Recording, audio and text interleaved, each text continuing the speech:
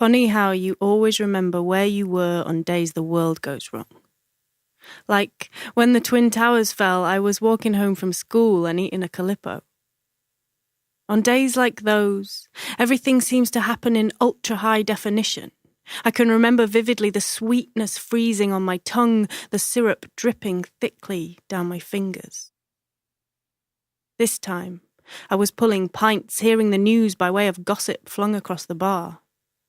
I checked my phone, where newspaper apps had packaged the story into screen-shaped one-liners, the numbers all mixed up, but always rising. The word terror was being splashed around like ready cash, but somehow it had lost all meaning and the letters seemed to crawl like ants out from the display and over my hands. I moved out from the bar and into the garden where I sat watching the river, trying to picture the scene before the ant's nest was disturbed.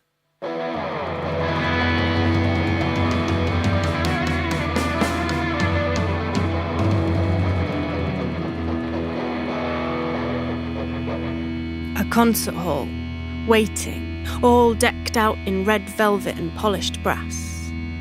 Floors swept and chewing gum removed from underneath the seats. The silence is broken by thick slices of electric guitar. Levels being checked through great black stacks lining the walls.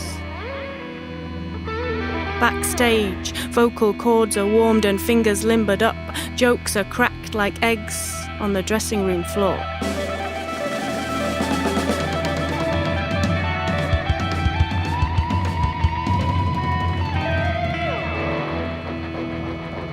In his home in the 11th arrondissement, Mathieu Giraud, 38, plays a few bars of his own on bass,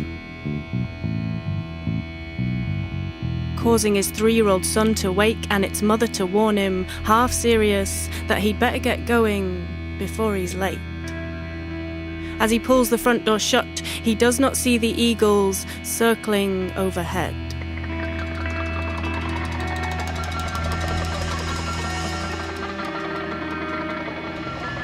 In other parts of town, carpenters, surfers and lawyers change into blue jeans, line their stomachs with chips and mayonnaise, telephone friends, open bottles of Pinot Noir. Graphic designers pack up their pencils and try to leave work on time. A grandmother, mother and son bundle each other in Spanish onto the bus. An eagle surveys the scene from its perch atop the bus stop.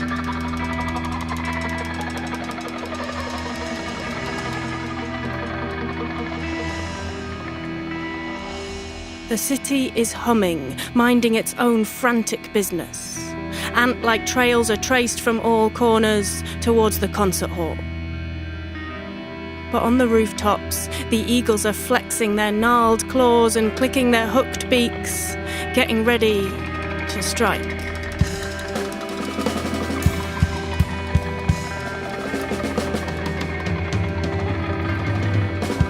Lola Uzunian, 17, Franco-Armenian, is choosing between 2 t-shirts laid out side by side on her bed.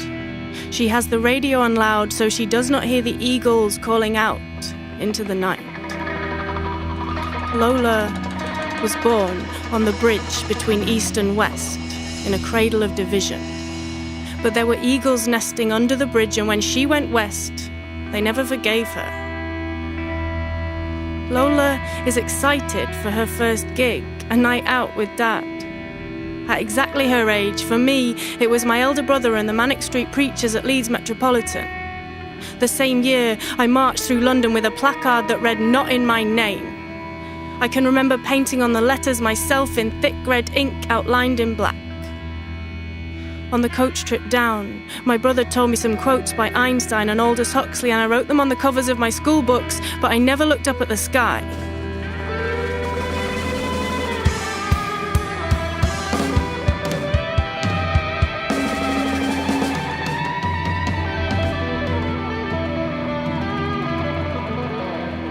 And now, the eagles are circling again.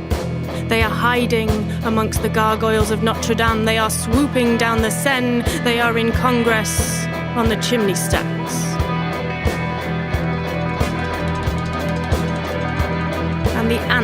are scribbling through the streets, and the river is flowing past the pub, and the syrup is dripping through my fingers, and letters spell names in thick red ink, and Lola is choosing the wrong t-shirt, and the eagles dive out from under the bridge, and my brother is saying 1,000 new words, and the newspapers fight over who thought it first.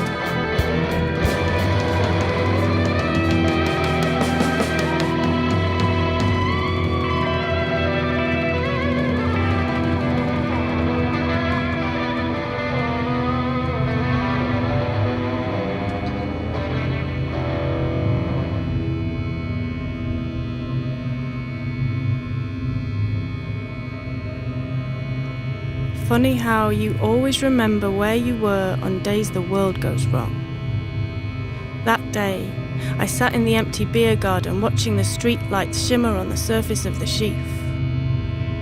Only this time, I remembered to look up at the sky, and I saw black shadows circling, and I heard the eagles calling out for blood.